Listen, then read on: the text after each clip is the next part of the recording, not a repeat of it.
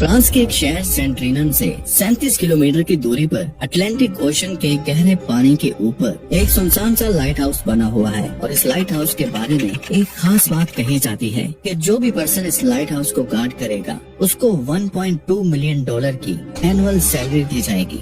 ये रकम 32 करोड़ रुपए बनती है, लेकिन उसके बावजूद भी 1991 से यहाँ कोई भी इंसान ये जॉब करने के लिए राजी नहीं हुआ और इसके पीछे की वजह जानकर आपके रोंगटे खड़े हो जाएंगे। आंसू टीवी के एक और एपिसोड में आप सबका वेलकम। आपके प्यार का बहुत शुक्रिया।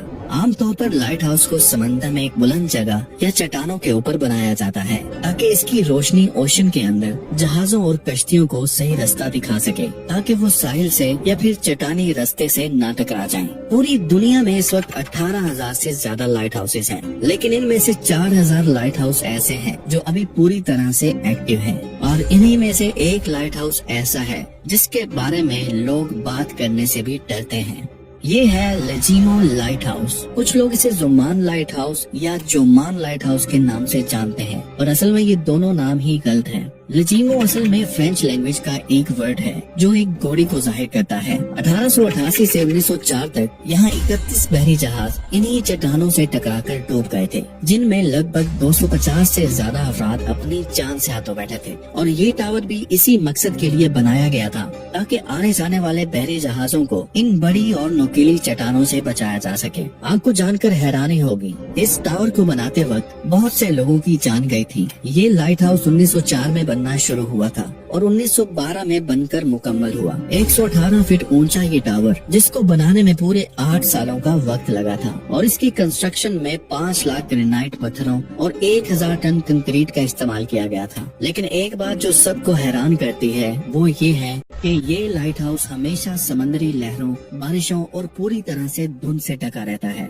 और यहाँ समंदर की ये तेज लहरें इतनी ऊंची और ताकतवर होती हैं जो इस पूरे लाइट हाउस को अपने अंदर छुपा लेती हैं। ये लहरें 120 किलोमीटर फी घंटा की स्पीड से जब इस लाइट हाउस से टकराती हैं, तो लाइट हाउस की दीवारें पूरी तरह से कांप उठती हैं। 5 दिसंबर 1991 ये एक हिस्ट्री का तूफानी दिन था जब 60 फीट बुलंद लहरें इस लाइट हाउस से टकरा रही थी। उस वक्त लाइट हाउस की निगरानी बैरली गोफ कर रहा था, जो उस वक्त इसके अंदर अपनी ड्यूटी कर रहा था और ये पूरी तरह से इस तूफान में डरा हुआ था। अचानक इसने बाहर हेलीकॉप्टर की आवाज सुनी, ये समझकर कि शायद कोई बाहर इसकी मदद के लिए आया है। लेकिन वो हेलीकॉप्टर जॉन गोशार्ड का था, जो एक फोटोग्राफर था और वो उस दिन समुद्री तूफान की फोटोग्राफी कर रहा था। जैसे ही बैरली गोफ लाइट हाउस के दरवाजे पर मदद के लिए पहुंचा, तो लाइट हाउस के पीछे से एक जबरदस्त लहर उठी और इसे अपने साथ बहा ले गई, जिसके नतीजे में इसकी मौत हो जाती है और उसकी बॉडी समंदर में कहीं भी नहीं मिलती। लेकिन उस वक्त की एक फोटो जरूर मिलती है जो उसी हेलीकॉप्टर से जॉन गोशार्ड ने बनाई थी, जिसके बाद ये लाइट हाउस बहुत ज्यादा फेमस हो जाता है और इस फोटो के साथ साथ कुछ बातें भी बहुत ज्यादा फेमस हो जाती हैं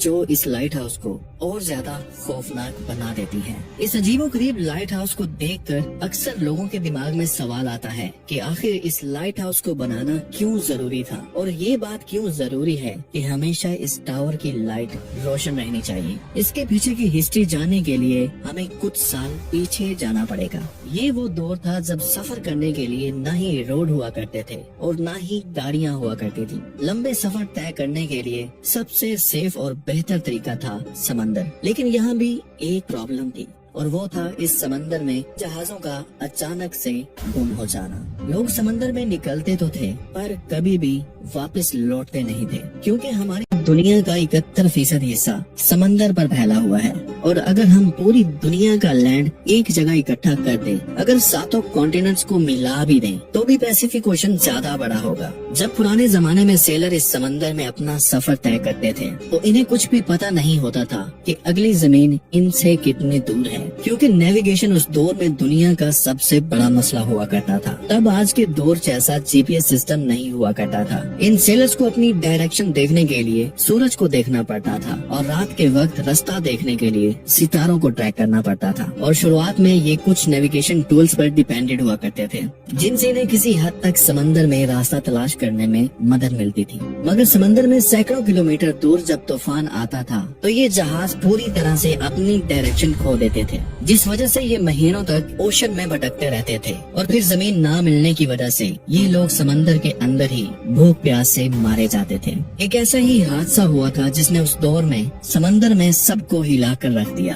1857 में हडसन बे नामी एक बहरी जहाज जो 200 मुसाफिरों के साथ लंदन से कनाडा जा रहा था। इस बहरी जहाज में तिजारती सामान के साथ खाने पीने की भी बहुत चीजें थीं। अपने एक दिन के सफर के बाद जब ये जहाज एजोर्स आइलैंड के पास पहुंचा तो यहाँ एक बहुत बड़ा समंदरी तूफान इनसे टकराता है और ये तूफान इतना पावरफुल होता है कि जहाज पायलट और अमले की कंट्रोल से बाहर हो जाता है और देखते ही देखते एक नुकीली चट्टान से जा टकराता है जिसमें जहाज का आधे से ज्यादा हिस्सा बिखर जाता है और इस हादसे में 200 से ज्यादा लोगों की मौत होती है जो इस जहाज पर सवार थे। इस हादसे से 1600 साल पहले दुनिया के पहले लाइट हाउस की शुरुआत हुई थी। इजिप्ट के मेडिटेरेनियन सी के पास एंशिएंट सिटी ऑफ अलेक्जेंड्रिया था। इस किंगडम के लिए भी सबसे बड़ा मसला यही था, यहाँ की लोकेशन। गौर से देखें इस नक्शे को। इस शहर के किनारे पर जाने के लिए बहरी जहाजों और कश्तियों को यहाँ से गुजरना पड़ता था और इसके आसपास थे बहुत सारी नुकीली चट्टानें और पत्थर। जब ट्रेड के लिए जहाज रात के वक्त यहाँ से गुजरते थे तो ये लकड़ी के बने हुए शिप इनसे टकरा जाते थे और शिप में पानी भर जाता था और शिप पूरे सामान के साथ डूब जाया करते थे। उस वक्त यहाँ के राजा किंग पटोलमी ने उस टाइम के एक्सपर्ट और ब्रिलियंट आर्किटेक्ट्स को बुलवाया ताकि वो इस सोल्यूशन के लिए कुछ मदद कर सके। इन सब ने मिलकर एक बहुत ही जबरदस्त मॉडल बनाया जिससे शिप को रात के वक्त न सिर्फ चट्टानों और पथरीले रास्तों से बचाया जा सकेगा बल्कि उस वक्त के समंदरी लुटेरों से भी इन्हें पूरी तरह महफूज रखा जाएगा और कोई भी तूफान अगर आता है तो ये लाइट हाउस इनको अलर्ट भी कर सकेगा। ये एक ऐसा मीनार था जो 284 फीट ऊंचा था जिसे मुकम्मल व्हाइट मार्बल से बनाया गया था। ये टावर अलेक्जेंड्रिया के साहिल पर आइलैंड ऑफ फेरो के ऊपर बनाया गया जिसके टॉप पर रात के वक्त एक बहुत बड़ी आग जलाई जाती थी जिसको हर वक्त लगातार ऑयल की और लकड़ी की सप्लाई मिलती रहती थी। इस लाइट हाउस को आज दुनिया के 7 एंशिएंट अजूबों में एक माना जाता है और इसके पीछे वजह थी इसका डिजाइन और इसका पुराना होना। उसके बाद दुनिया के हर किंगडम ने ये टावर बनाने शुरू कर दिए। आज के दौर में बहुत सारे बहरी जहाज ऐसे हैं जिनमें एडवांस नेविगेशन फीचर्स होते हैं और यही वजह है अब ज्यादातर लाइट हाउस नकारा हो चुके हैं। अब एक्सपोज करते हैं इस लाइट हाउस पर बनी हुई कुछ ऐसी बातों को जिसका हकीकत से कोई भी लेना देना नहीं। सबसे पहले बात करते हैं इसकी $1.2 मिलियन की एनुअल सैलरी की। क्या ये बात सच है? इस टावर पर काम करने वाले वर्कर्स को सालाना 32 करोड़ रुपए दिए जाते हैं। 1991 से पेयरली गॉफ की मौत के इंसिडेंट के बाद इस लाइट हाउस को बिल्कुल ऑटोमेटेड बना दिया गया था जिसके बाद यहाँ कोई भी वर्कर काम करने के लिए नहीं आया। इस लाइट हाउस को डायरेक्ट ही सैटेलाइट के साथ कनेक्ट किया गया ताकि दूर से ही इसको कंट्रोल किया जा सके। दुनिया में अभी भी कुछ ऐसे लाइट हाउस टावर हैं जिनमें अभी भी लोग काम करते हैं। यहाँ काम करने के लिए वर्कर्स की जिंदगी खतरे से भरी हुई होती है। इनको कई महीनों की ट्रेनिंग दी जाती है ये काम करने के लिए। कोई भी आम आदमी यहाँ 4 घंटे भी जिंदा नहीं रह सकता। लाइट हाउस के एक कीपर नोमो पीटर्स ने बताया था कि यहाँ की पहली रात बहुत खौफनाक होती है क्योंकि यहाँ समुद्री लहरें तेज होती हैं और जब ये टावर से टकराती है तो ऐसा महसूस होता है जैसे किसी ने लाइट हाउस को धक्का मारा है जिस वजह से रात भर नींद नहीं आती। उसने ये भी बताया कि मैंने जिंदगी में कभी खुद को इतना अकेला महसूस नहीं किया। समंदर की तेज हवाएं मुझे किसी के यहाँ होने का एहसास दिला रही थी और ऐसा लगता था जैसे मुझे कोई देख रहा है और जब मैं समंदर में देखता था तो ऐसा लगता था जैसे यहाँ से औरतों की रोने की आवाजें आ रही हैं। आमतौर पर इन वर्कर्स की सालाना सैलरी $70,000 से $80,000 के बीच होती है, लेकिन इस $1.2 मिलियन सैलरी देने वाले लाइट हाउस की आखिर कहानी क्या है?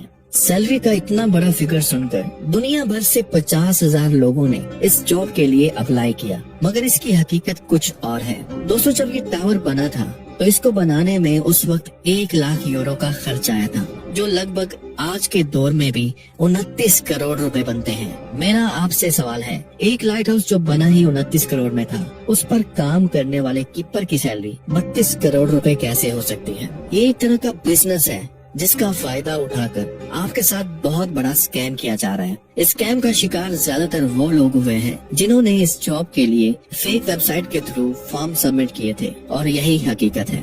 दुनिया में ऐसी बहुत सी मिस्ट्रीज हैं जिन्हें सॉल्व किया जा चुका है, मगर एक मिस्ट्री ऐसी भी है जिसे अभी तक सॉल्व नहीं किया गया और वो मिस्ट्री है इजिप्ट के पिरामिड ऑफ गीजा की। आखिर इन पिरामिड्स के बनाने का मकसद क्या था? और जब इसके अंदर देखने के लिए रिसर्चर्स की एक टीम ने एक रोबोटिक कैमरा इसके अंदर दाखिल किया तो इसके अंदर ऐसा क्या मिला जो पिछले 4500 सालों से किसी ने नहीं देखा था। अगर आप चाहते हैं कि इस टॉपिक पर वीडियो बनाई जाए तो कमेंट में जरूर बताएं। आज के लिए इतना ही, मिलते हैं किसी और शानदार